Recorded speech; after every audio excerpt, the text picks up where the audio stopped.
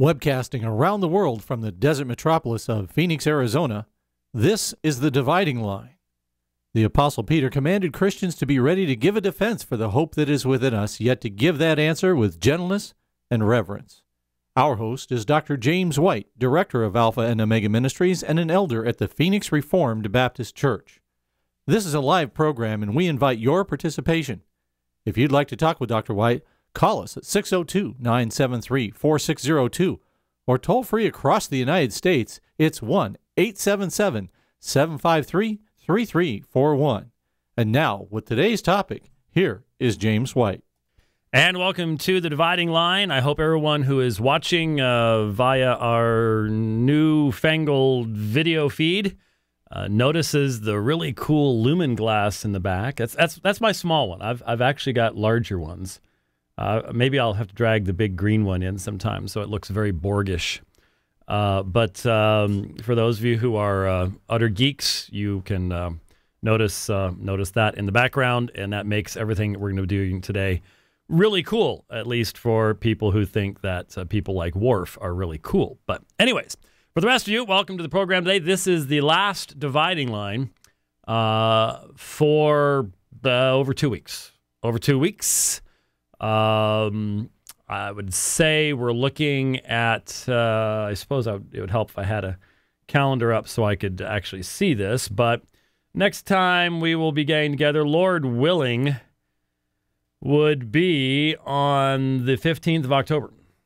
Now, if we have to do something on the 14th, just because there's so much talk about it or something like that, we can, but the next scheduled Dividing Line will be Tuesday, October 15th. So that's a ways down the road. Obviously, I will hope to have sufficient and regular net access in South Africa to at least be posting pictures and reports.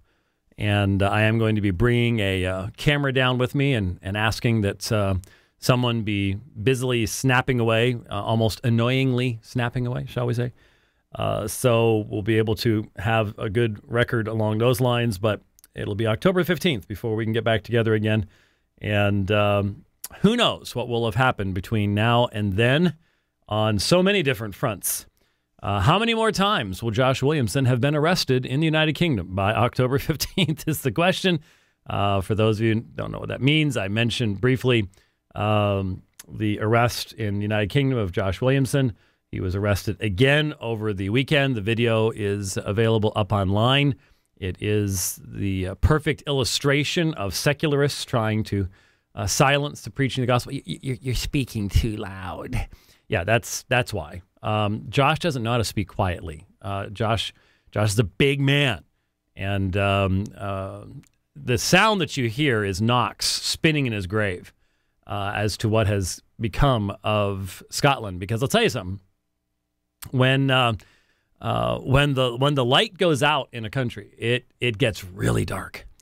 And there has been such light in Scotland and the United Kingdom as a whole that when secularism takes over and the transcendent value of human life is no longer seen, you see what happens. It was this morning listening to Dr. Moeller speaking about the dramatic increase in the number of euthanasia cases in the Netherlands, doubled in 10 years.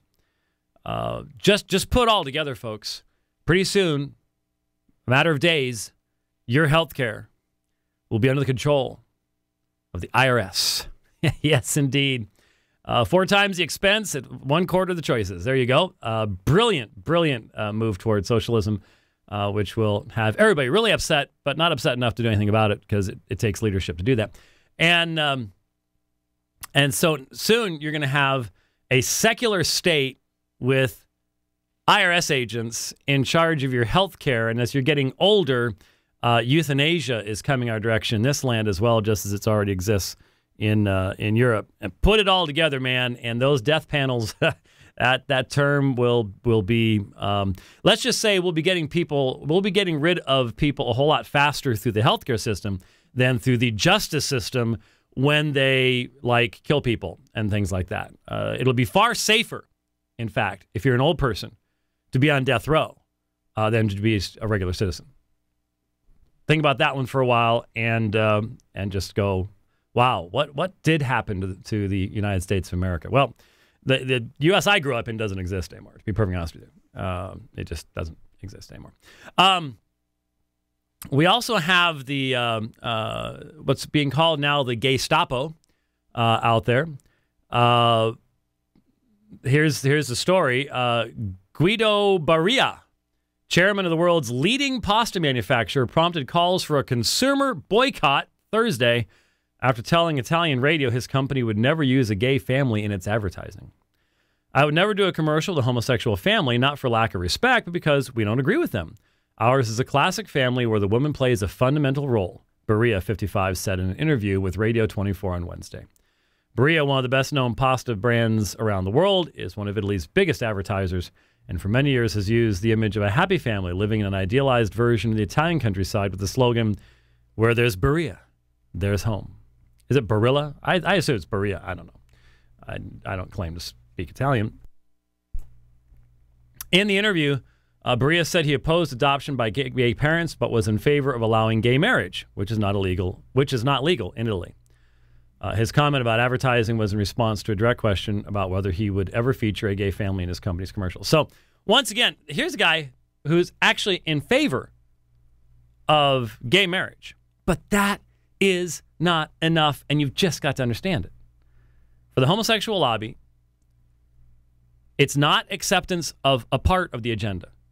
It's not even acceptance of the agenda.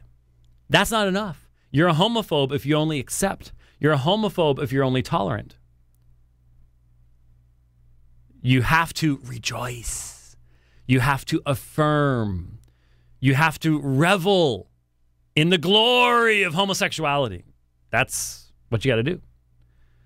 And if you dare say, well, I actually think that a woman has a role in the home. Oh, don't buy that pasta.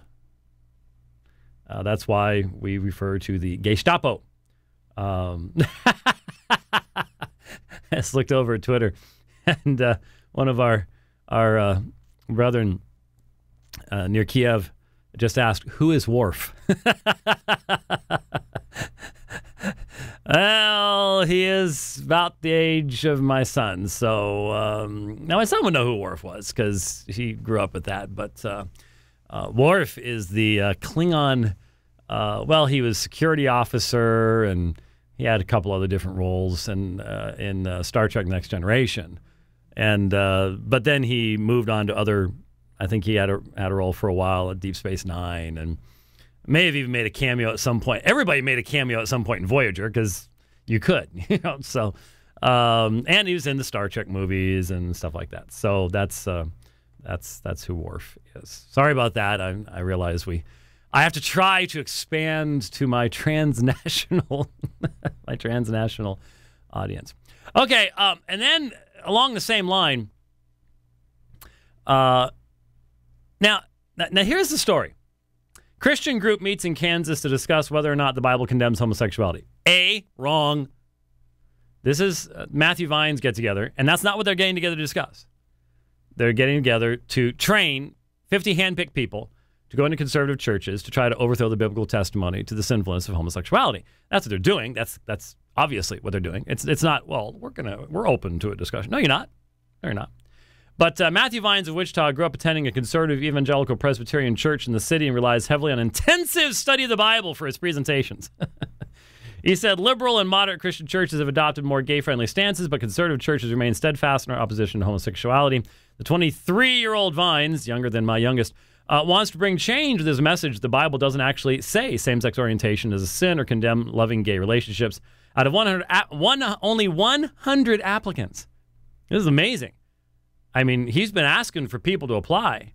So out of 100 applicants, Vine selected 50 people with ties to conservative churches to participate in his 3-day conference, which started Wednesday in Prairie Village and ends on Saturday. So it's running right now. Now, everybody knows my 5-hour interaction. I guess mine was 4 hours. His was an hour long. So everybody knows that I responded to Matthew Vines. I got a really neat tweet. Someone said that they were actually working for the company that put out his book, and somebody else was able to direct that person to my response so they could hear the other side, because you never get to hear the other side these days. There is no other side from their perspective. And so everybody knows I respond to Matthew Vines. We're not going to do that all over again. But here's what caught my attention about this article. So there's 51 people getting together in Kansas to talk about homosexuality, and it's all over the news. Why? I have spoken on the subject of homosexuality dozens of times, rarely with any audience smaller than that, and often with a much, much larger audience, and nobody in the media ever cared. We couldn't get media coverage of debates with Barry Lynn or John Shelby Spong. Media didn't care. But you get one 23-year-old with a YouTube video, and the media is just like, oh, he's just the greatest biblical scholar that's ever lived. And you're just like, what? It's absolutely amazing. The utter fawning of the media over homosexuality. It's just like, oh, anything we can do, just tell us. It's just shocking. Shocking. Absolutely shocking. I'm just really, seriously, truly amazing. So the Associated Press, they're all out there. They're doing their thing. And I'm just like, why? There was a very interesting article yesterday on Fox News. Jailed American pastor pens heartbreaking birthday letter to daughter. As his wife is in New York to fight for his freedom, American pastor Saeed Abedini recently managed to get out of his Iranian jail cell, and to his 7-year-old daughter for her birthday has come to light. He calls Rebecca his little hero and expresses heartbreak about not seeing her grow. Rebecca's mom, Naghmeh, is unable to travel with their 2 young kids to Iran for fear she might also be arrested. But with the Iranian delegation in New York for the UN, she is pressing his case. This week, she traveled to New York, was able to hand-deliver a letter Monday to the delegation of Iran's new president, asking for her husband's quick release. Abedini, 33, an American citizen who left his wife and children behind in their Boise home to travel to Iran last year, has been held in the notoriously brutal Evin prison for his Christian faith. My beautiful Rebecca, you don't realize how much I rejoice and weep when I see your pictures behind the glass window when my parents visit me every week in prison, he wrote. Rebecca turned 7 September 12th, making this her second birthday without her father. Your hair has grown so long and is such a beautiful black color, he wrote. It is so hard and so heartbreaking for me to see these pictures and to know I am not there beside you as you grow. Last month, an Iranian court rejected an appeal from Abedini and refused to reduce the 8-year prison term his supporters believe is tantamount to a death sentence, according to his family and lawyers. His supporters say he has been beaten and tortured in the prison and that he was only in Iran to try to start a secular orphanage. In language meant for a young child to understand, Abedini tells his daughter that while he is being held and has to be away from her, she is also facing hardships. I came here to help the kids that did not have mommies and daddies, but my own kids lost their daddy. Abedini had been making one of his frequent visits to see his parents and the rest of his family in Iran, his native country, where he spent many years as a Christian leader and community organizer developing Iran's underground home church communities for Christian converts. On this last trip, the Iranian government pulled him off a bus and said he must face a penalty for his previous work as a Christian leader in Iran. Thursday is the 1-year anniversary of his imprisonment, and that is today. Once again, the government of Iran denying human freedoms, persecuting Christians. It is an evil regime, and I just wish I could hear many more Muslims crying out against this kind of activity and this kind of persecution of Christians. But at the same time, there are a number of articles on the web concerning the tremendous persecution of Christians in Egypt right now by Sunni Muslims. Obviously in Iran, these are Shiites.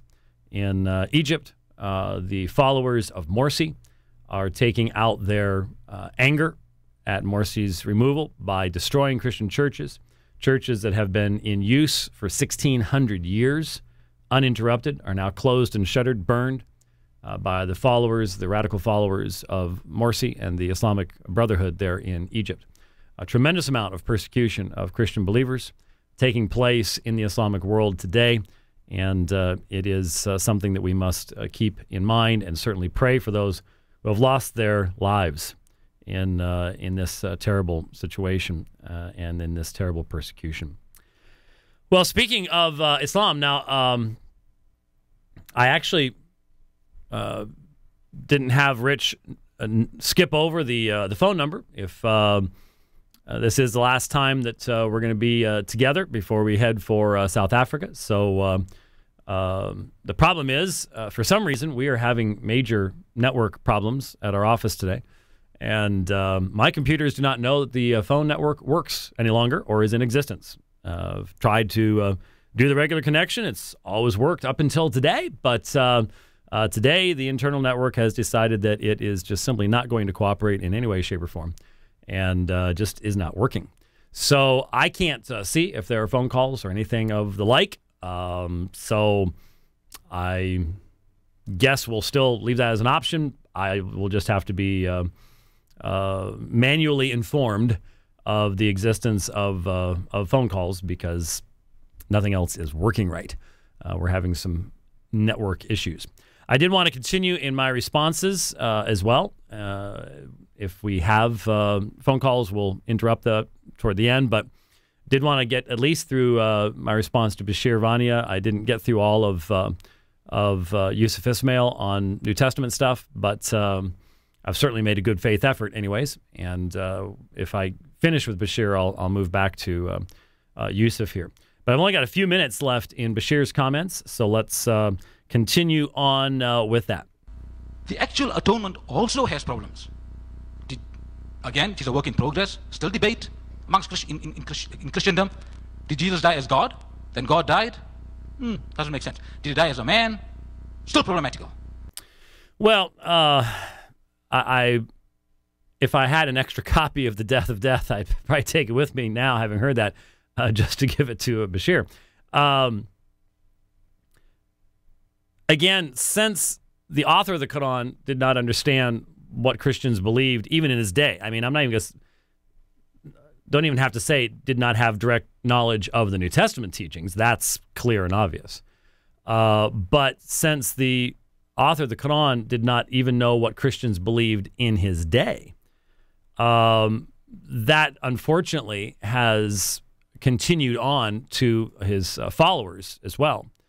So that there are very, very few Muslims. That's why I so much enjoyed the debate with Abdullah Kunda, is at least Abdullah has sought to understand what we believe and hence can interact meaningfully with our statement that Jesus is the God-man, that to try to split him up into parts and say, did he die here or die there, doesn't make any sense. This is the God-man voluntarily giving his life as a ransom for many, the substitutionary atonement. And then he makes the statement, and there's still argumentation. Well, if you mean, you know, every generation has to defend the truth, are you just going to assume that everyone's going to always believe the truth and stay with a truthful presentation? Every generation has to. I mean, there was argumentation about the uncreated nature of the Quran in the early years of Islam, and if there wasn't such a strong control mechanism in place in Islamic countries, basically fear, there would be discussion about it even more so, even to this day. This is just a fact. So the idea that, well, there's still disagreement. Well, yeah, there are people who will always fall short of a fully biblical expression of the Christian faith. And those of us who seek that fully biblical expression of the Christian faith will always have to be engaged in a defense of the faith and a defense of our faith in light of that. That's just the way it is, and that I consider to be a good thing, not a bad thing. Paul is constrained to admit in 1 Corinthians chapter 15, verse 28, he says that Jesus will be subject to God. Jesus is a servant of God. He is a slave to God. Jesus is a servant or slave to the Father specifically. He has voluntarily taken that position. That's the whole point of the incarnation. And the text in 1 Corinthians 15 is talking about at the end times, there is no longer the need for for example, the mediatorial work in the sense of bring about, all the elect have been gathered together, the judgment has taken place.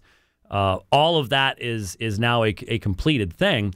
And so we have a united focus of worship upon the triune God rather than the recognition of the continuing functionality of the economic trinity in the gospel. I mean, once the work of the gospel is accomplished, glorification has taken place, et cetera, now you have the focusing of our attention upon the one true God. But again, the fundamental assertion being made here is, well, if you assume Unitarianism, then these things couldn't possibly make sense. We don't assume that Unitarianism. We're not assuming that everything that has come before this is inappropriate either. I, in fact, checked the word out in the Greek. Well, yeah, sure, doulos. You bet. That's what servant-slave means. But again, anyone what else could the incarnate one be? That's the whole point of of John chapter 5, is that Jesus is not some separate deity out there in competition with the Father. There is perfect harmony and unity. If you're going to be the perfect man, what are you going to be? You're going to be a servant. You're going to be a slave of God, right? Is that not what every godly man desires to be? Is the perfect servant of his God? So if Jesus was perfect, then what would he be? Again, the real objection here is, well, incarnation can't take place. You can't have three persons sharing one being of God. Doesn't explain why, just says you can't. And if one of those persons was to become man, then he would have to, be an atheist? Again, just these are objections that come from not having really thought through or understanding the Christian position, and that's because the canonic sources do not understand the Christian position at this point. So, if Jesus is a servant to God, yep, he cannot be part of a Trinity. Why? Because there can't be any incarnation. See, the assumptions become rather vicious at this point. Because the Trinity says Father, Son, Holy Spirit, co-equal, co-eternal. The one cannot be subject to the other. Why? I'll just ask the question, Bashir. I'll ask you this if we talk about it. Why? Why cannot one voluntarily take this role? What's the specific reason? Again, it's all going to come back to an assumption of Unitarianism, not to anything else other than that. So we have another problem. And these are the core principles of Christianity. We're not talking about some obscure point of the lawyer. More remarkable, Jesus taught no parable without ambiguity directly relating to his divinity, death, and resurrection, his atonement. Why is this important? Well, Matthew chapter 13, verse 34 tells us, indeed, Jesus taught nothing to the crowd without a parable. Now, this is an argument that I think I've heard somebody else using it, but it's most often I've heard it Bashir using it, and it's just a really bad reading of the New Testament. He takes a particular portion of Jesus' ministry where it says that Jesus was using parables to teach people. Now, it's really obvious if you just read the section, he would then explain things to disciples. So obviously, he wasn't just always using a parable. And in Matthew and in Mark, there's all sorts of places where Jesus didn't teach in parables, but all this one little, it's sort of like when they take the one thing, well, I'm not sent but to the lost sheep of the house of Israel, and then they don't just ignore the rest of the book, which says he sent the disciples out into all the world. Here's you have a situation where Jesus was speaking in parables to the crowds and then explaining to his disciples, and he extends that out to say, and everything Jesus ever did, he never said anything except in a parable, which is a gross misreading of both Matthew and Mark's utilization of that phrase. And all you'd have to do is just read Matthew and Mark, and you'd see that. But I'm not sure if Bashir tried to develop this or he got it from somebody else, but it's a really, really, really bad reading of Matthew and Mark. It's completely acontextual and really needs to be rejected and abandoned as soon as possible. So, folks, please note the key to the teachings of Jesus are his parables. So I went through the parables. I want to know what Jesus taught. And I could not find, without ambiguity, any core principles that he taught about his atoning death. So, not a single parable talks about the core doctrine. Actually, that's not true. I mean, if you consider how many parables Jesus talked about the kingdom and talked about the parable in regards to the vineyards, God sends his son, they mistreat the prophets and they kill the son. And I mean, there's actually a number of them that are there. But again, it requires you to have an ear to hear everything that the New Testament's teaching. And there are very, very few Muslims who can overcome the anachronism enforced upon them by having a revelation after the New Testament that they accept as a revelation, but was written by someone who did not understand the revelation of the New Testament, had no direct access to it, did not know what it contained. And that veil of ignorance of the text of the New Testament then becomes the veil through which the Muslim has to attempt to read the New Testament. Of Christianity. If I am mistaken, I'm sure my brothers here will be happy to point it out. They will quote the parable and give us a brief explanation, and we can talk about it. I beg only one indulgence, and that is that we distinguish between the parables of Jesus and his other modes of communication. Why is this important? Again, Matthew 13 verse 35, Matthew puts in the mouth of Jesus, or tells us that one of the prophecies is that I will open my mouth in parables to reveal what has been hidden. So Jesus will, via his parables, tell us what has been hidden. In one particular context, not in the entirety of Jesus' ministry, obviously. Apparently, he didn't tell people what has been hidden about his divinity, his death, his resurrection. Paul, who now just think about just one incident, just off top of my head.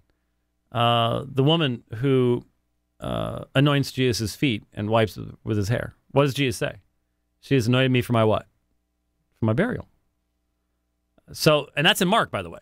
So in the most primitive sources, you have the prophecy of the coming of the crucifixion, the death of Christ, et cetera, et cetera. You know, it's there if you just allow the texts to speak for themselves. I know next week I will probably be mentioning the title of Shabir Ali's television program, Let the Quran Speak. Well, I say, let the New Testament speak. If we want to let the Quran speak, then we have to let the New Testament speak as well. who never met Jesus, peace be upon him, had to come and say, well, look, he knows the truth. Jesus is speaking to him. Speaking of Paul there, I Well, think. we will discuss those issues. Ironically, there are parables, many parables, that support the Muslim position. This idea, Jesus said. In other words, as long as you can cut the text apart, we can find stuff we can fit into our paradigm. Well, anybody can do that, as long as you cut it apart. That's easy to do. I am the way, the truth, and the life. Well, that's not a parable, by the way. I accept that. No, Bashir, you don't accept that. Jesus did not say, I am a way, a truth, a life. Jesus did not say, right now, I am the one who points to the truth, the one who points to... He said, I am the way. I am the truth. I am the life. Those are exclusive terms. And you don't believe that about Jesus. Not if you believe that he is a mere Rasul. He is the way, the truth, and the life. He is not the destination. He is the way to God. He speaks the truth, and so forth. You see, you can say the same thing in many ways. The Quran tells us, chapter 3, verse 31, that, O Muhammad, tell them, if people claim to love God, they must follow you. Because why? You are the way, the truth, and the life. Actually, the Quran does not say that of Muhammad. That this is a bad extension by saying, well, if a prophet speaks about the way, the truth, and life, that makes the way. That's not what Jesus was saying. That is not a fair or accurate reading of what Jesus was saying in the context of John chapter 14.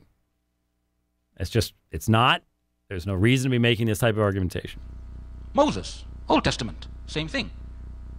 God tells Moses, peace be upon him, see, I make you as God unto Pharaoh, and Aaron will be your prophet. You are like God, Elohim.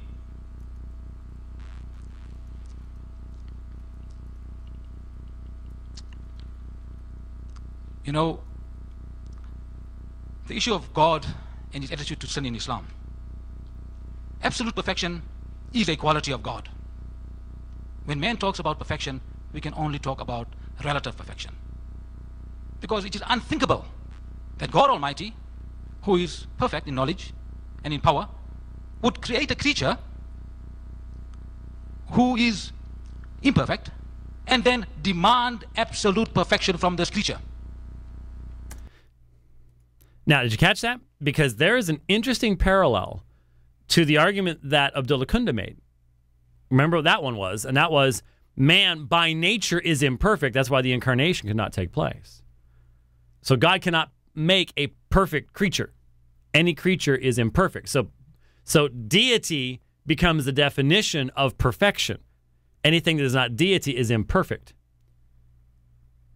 And you have to recognize that. I mean, that's part of the thinking, and it is, of course, inaccurate thinking, because it's basically saying that while God can be perfect, he can't create anything that is perfect for what he intended it to be, which is obviously not true.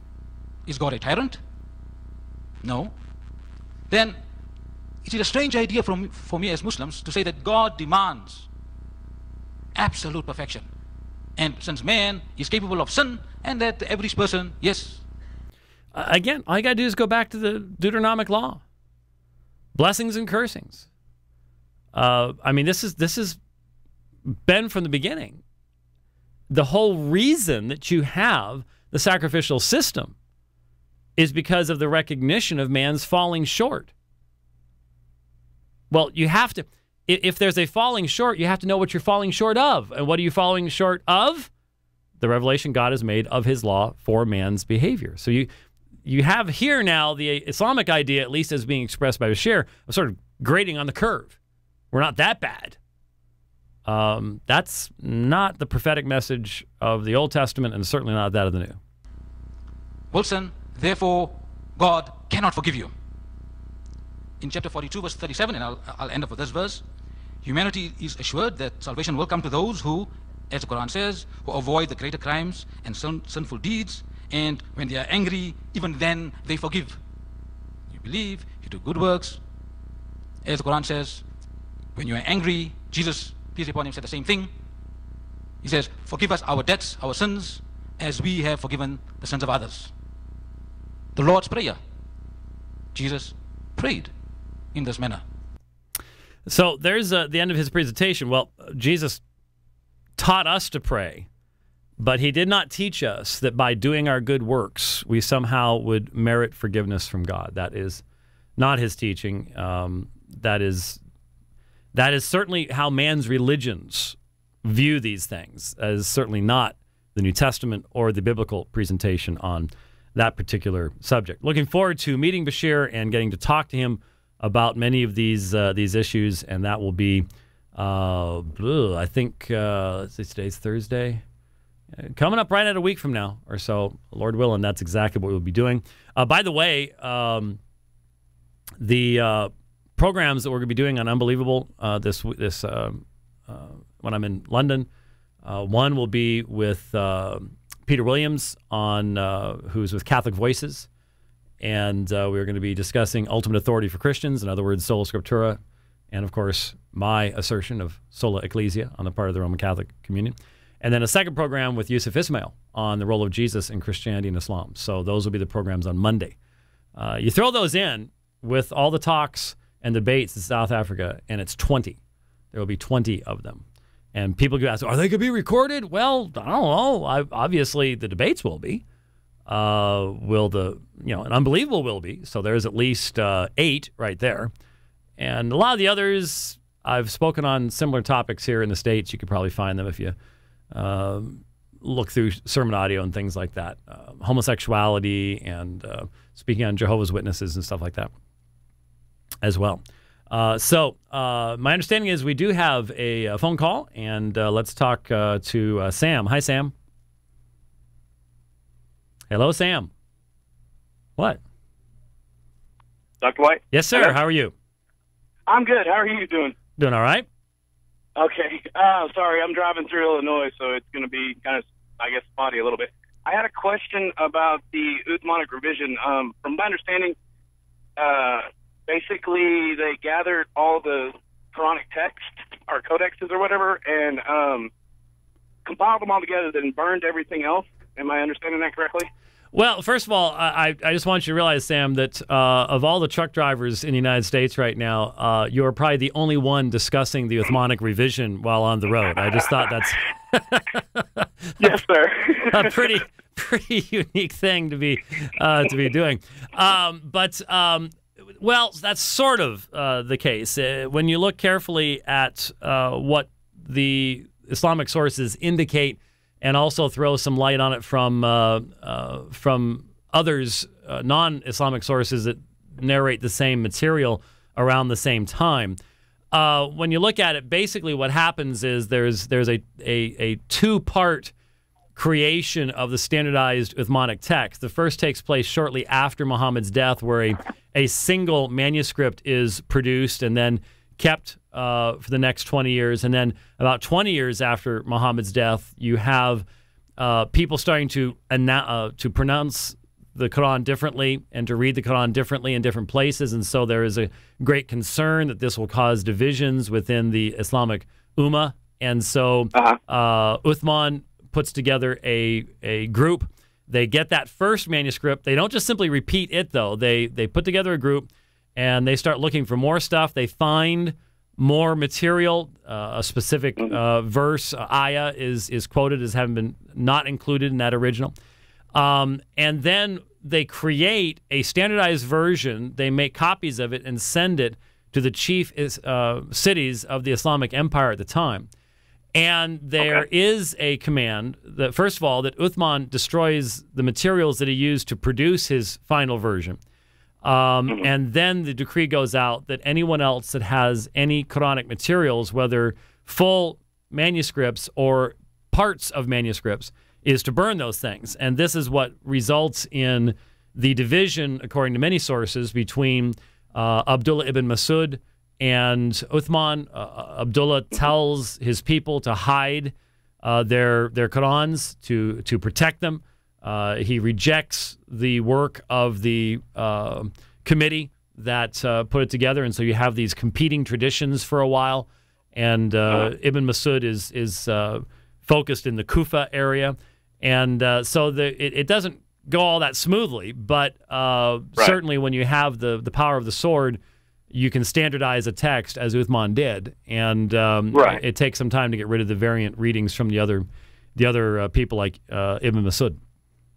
Okay, well, in that case, I noticed in a lot of debates that the Islamic apologists use the Gnostic Gospels and stuff like that, and yet we've been the church was accused of burning these to suppress them and to guide Christianity to the modern day position. Right. Has there ever been an argument that could be used against Muslims and their text as well? I mean, just basically, y'all accused us of doing it, but yet y'all did do it. Well, some of the arguments, sometimes Islamic apologists will say, well, the reason these materials were burned was out of respect, because you're to burn instead of just burying, but burning old codices and things like that. But it's very obvious that the actual reason why Uthman did this was to produce the unified text that he was seeking to produce.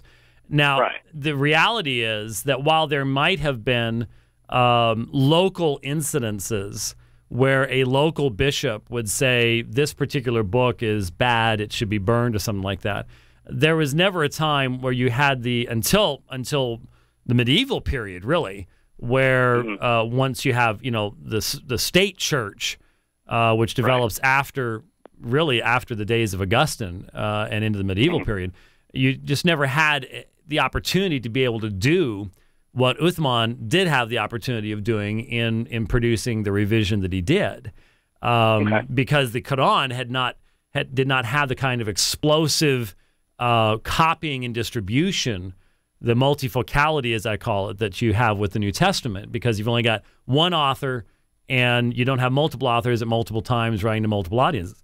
So the Quran has a very different, and this is going to be one of the things that Yusuf, Ismail, and I are discussing in South Africa. So there really couldn't be the kind of extensive effort that you would have on the part of the Islamic State against any particular Gnostic gospel. And in fact, by the time the Christians and the state had become joined, the Gnostics were pretty much history anyways, and their books were buried in the sands of Egypt already anyhow. Right, okay. Well, that is just, I was just wondering if my logic was correct in thinking that way. Well, sure. I have another question. Yeah, I mean, I think it's a good argument to say, well, if you're gonna fault us, you need to consider whether you should be faulting yourself. And in reality, the burning of those early, burning codices 20 years into the history of a text is significantly more disruptive to the copying of that text than burning text 200 years or 300 years down the road. There's a huge difference there. So I would actually make the argument, but you guys did burning, and it was far more disruptive from a scholarly standpoint than anything that could have been done later on once Christians had the ability or the power to do anything at all. Okay. I had one other question that's totally off subject. I know y'all are going through the Islamic stuff, but being a truck driver, I have a hard time catching church. Do you have any advice for me to keep connected? Because I know if you're not within the fellowship, you can fizzle out and, lose some perspective and that fire. Yeah. Well, I mean, hopefully you get home at some point, and I would do everything in my power to meet regularly with the people of God and to have good elders that you can meet at the time when you can. Obviously, you are listening to me, so you can avail yourself of a great deal of decent preaching through sermon audio and things like that. But while that's helpful in instruction, it's not the same thing as the actual fellowship. So, truck driving is not easy on many major portions of your life, as well as your body, I would say, probably at the same time. So actually, I've lost 15 pounds since I've been out on the road. So, well, that's good, I guess. Utilize the time that you've got, but at the same time, if it is possible to find a way to regularly be in the presence of God's people and regularly be under people who can keep an eye on you, that would help a lot. Yes, sir. Thank you. All right. Thank you very much. You have a good day. All right. God bless. Bye-bye. All right, bye. 877-753-3341. Those of you watching via video will get to see my hand signals and things like that. Because this is actually the first time we've done phone calls while having the video. So, and unfortunately, since the phones aren't working on my end, I can't see them coming in and things like that. I see that my daughter is in channel right now, and so I'm sort of wondering if she was sending me cool pictures of I saw a picture of my granddaughter in her she's got this little white jacket on and has little not rabbit ears, but little mouse ears on it type thing. Because I texted, said, "Is it getting cold back there?" And she says, "Yeah, it's getting cold back there." So Clementine tweeted you all on her own. Oh, well, I looked here. I clicked on that Y-Frog picture, and it was something about, continue to the media. There was something else in the way. That was silly. Oh, there it is. Oh, look at that picture. It's little Clementine, and there's the video feed on the computer. Oh, I'm going to have to, I'm selecting. This is called Grandpa Privilege right here, and I'm going to put it out there so that my brethren, Clementine watches the DL. There we go. So my brethren in Kiev can see my granddaughter who is watching me on video. So that'll be cool. We just had an interesting phone call. A gentleman wasn't real comfortable going on the air. Maybe this is why, because he's calling from Saudi Arabia. Okay. Had a little bit of an accent, but real good English. And he just wanted to let you know that they're in Saudi Arabia and they're listening, and he is really enjoying the show. And he's just finished reading The Forgotten Trinity. Wow. How did that get there? Let me guarantee you one thing. He was not reading that book in a public restaurant without a cover on it. Yeah, I'll bet. Well, that's good. It is amazing what the internet allows. And again, as long as we have the freedom, we will continue seeking to do everything we can to speak the truth in love. But we just need to pray fervently that God will continue to grant us this freedom, because there are many, many who are firmly opposed to the freedom of expression that we have come to truly appreciate. But I don't think we realize how many people do not really realize that. There's the URL. Okay. Any other? So that was the other phone call. Okay. All right.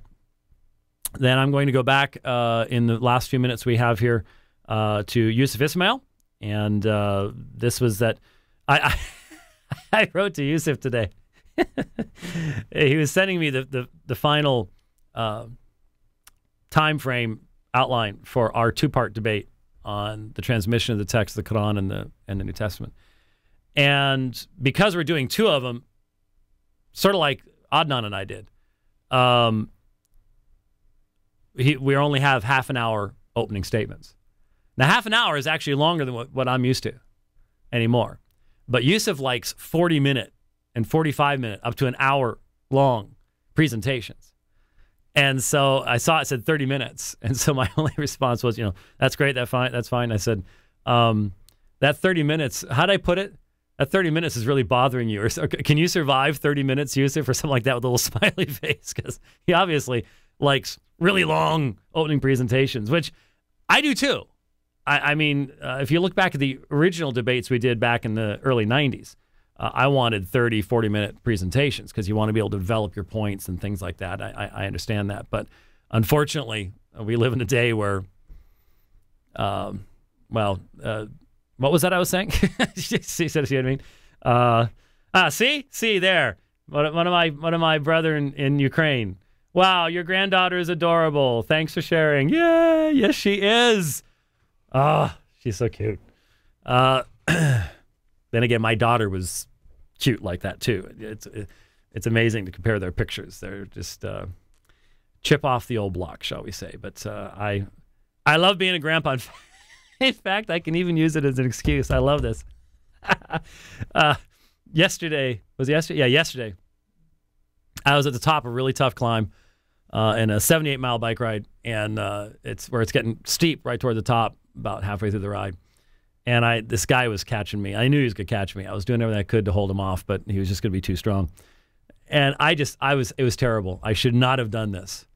But as he caught me, I said, well, you caught Grandpa. I love it.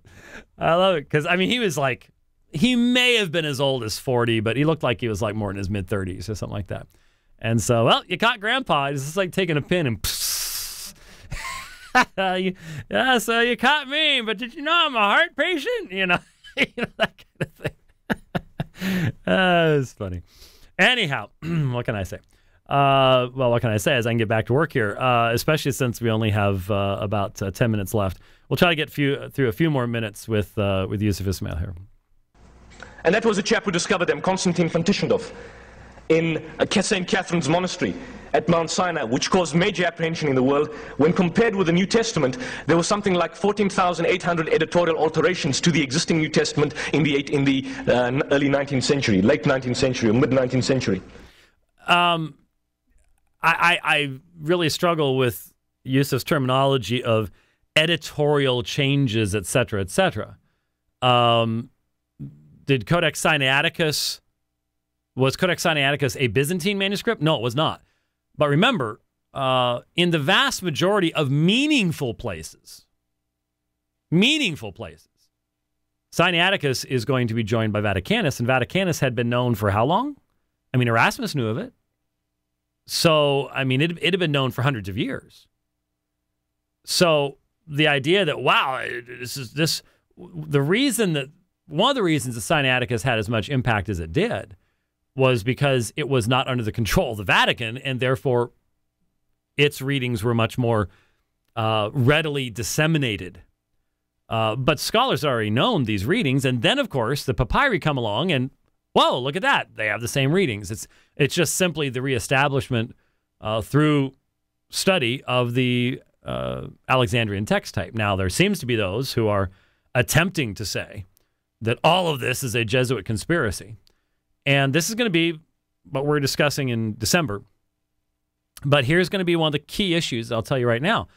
And that is, how do you explain the textual interrelationships of Vaticanus, Sinaiticus, and the papyri manuscripts without doing the utterly absurd and impossible thing of saying that all of them are the result of a Jesuit plot? Because that's just, I'm sorry, once you get to that point, there's no reason for rational discussion any longer. Because the papyri have been discovered in so many different places by so many different people. And Vaticanus has been over here and Sinaiticus over here. And the idea that someone could create all of these texts in all of these different places and all of these different hands with all the subtle family relationships without knowing what the family was, and yet differences. Once you get to that point, you have such a massive conspiracy over such a lengthy period of time that we're now into the, well, I can explain anything as long as you allow for the Enterprise and transwarp beaming to be one of the explanations. You know, at that point, there's no reason to discuss anything any longer. So if we go there, then there's no use continuing on. But that is going to be one of the interesting issues. And look at the narratives that are not contained there. They carry a different story about Jesus. The word describing Jesus Christ as the Son of God do not appear in the opening narratives of Mark. Therefore, in the New International Version... No, just... whoa! Slow it down there. I firmly reject, I challenge heartily the assertion that the story and narrative of Jesus in Sinaiticus is different than that in, well, let's use what's normally considered to be one of the best early, well, let's see, Washingtonius has a mixed text type, unfortunately. But it's definitely Byzantine in the Gospels. Let's look at Codex Washingtonius, or if you want to come up with, one of the best exemplars of the Byzantine text type. I have said I would defend this. I would defend this against Yusuf Ismail, against King James only advocates, whatever. If you apply the same standards and method of hermeneutics to the most Alexandrian text and to the most Byzantine text, you will not come up with a different view of Jesus, different view of the gospel. The only thing that will be different is the list of verses you have under the major headings. Example, deity of Christ. On the Byzantine list, you will have 1 Timothy 3:16. On the Alexandrian list, you'll have John 1:18. Those won't be on the same list. But you'll still have the deity of Christ in both. You'll have the same gospel. You'll have the same message. It's just simply not true that there is a different view of Jesus that is being presented in these at all. And the only people who say that seem to be either King James only advocates or our Muslim friends. Now, the reading Huiyu Theyu at Mark 1:1, I might actually get 2 sentences of his done here, but I want to be thorough. Huiyu Theyu is in the first hand corrector of Sinaiticus. So the question that has to be asked at that point is, what are you saying? Are you certain when the first-hand corrector... Remember, if this is produced in a scriptorium, the first-hand corrector might be contemporaneous with the original. If it's in a section of Sinaiticus, we can tell that, then we can see that. But it's very, very possible that Huiu Theou was deleted due to homoiteliaton. So you have to balance, because if you look at it, it's arche tu euangeliu Jesu Christu Huiu Theou. Now notice the 1, 2, 3, 4, 5, 6 words in a row in the genitive form. And if they were using the nomina sacra, then Christu and Theou would look very much alike. And again, it's the homoiteliaton that's the issue here. Metzger's commentary on this is the absence of Huiu Theou in the original of Sinaiticus Theta 28 and a few others may be due to an oversight in copying occasioned by the similarity of the endings of the nomina sacra. On the other hand, however, there was always a temptation, to which copyists often succumbed, to expand titles and quasi-titles of books. Since the combination of B, D, W, and others in support of Huiu Theou was extremely strong, it was not thought advisable to omit the words altogether, yet because the antiquity of the shorter reading and the possibility of scribal expansion, it was decided to enclose the words in square brackets. So in other words, this is another one of those places where, interestingly enough, Sinaiticus and Vaticanus differ from one another, which might reflect upon certain theories about Jesuits and things like that as well. But it's important that we have this information available to us, that we're able to look at these things. That's very, very helpful. I forgot to click on this. Here we go. The New International Version and the RSV don't contain that. They don't contain Jesus in the opening passage described as the Son of God. You know what? I want to look at this here because this was long ago enough that, wow, do I... did I just not purchase that? That's funny. I may not even, maybe this was sort of a prophetic thing on my part, but the TNIV does not. It does have it in a footnote, but I don't know that I even have the the NIV in my accordance setup. I don't. Wow, look at that. Well, maybe that was just my way of saying, well, someday this is going to happen. I don't know. That's funny. Sorry about that. Oh well, that's okay. Anyhow, I'm sorry. I need a stop. Who is going to cue me? We're pretty much out of time on the program today. All I know is I am looking forward to the next time we can get together and giving you a report.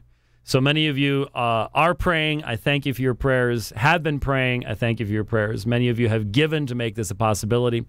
My friends, this is one of the most ambitious trips we've ever taken. We pray God's blessing upon it. Pray for us, and I look forward very much to gathering with you again on the Dividing Line on October 15th. We will, Lord willing, see you then. The Dividing Line has been brought to you by Alpha and Omega Ministries. If you'd like to contact us, you can do so at our website at www.aomin.org. That's AOMIN.org. Join us again on October 15th. I believe that's going to be a Tuesday morning for The Dividing Line.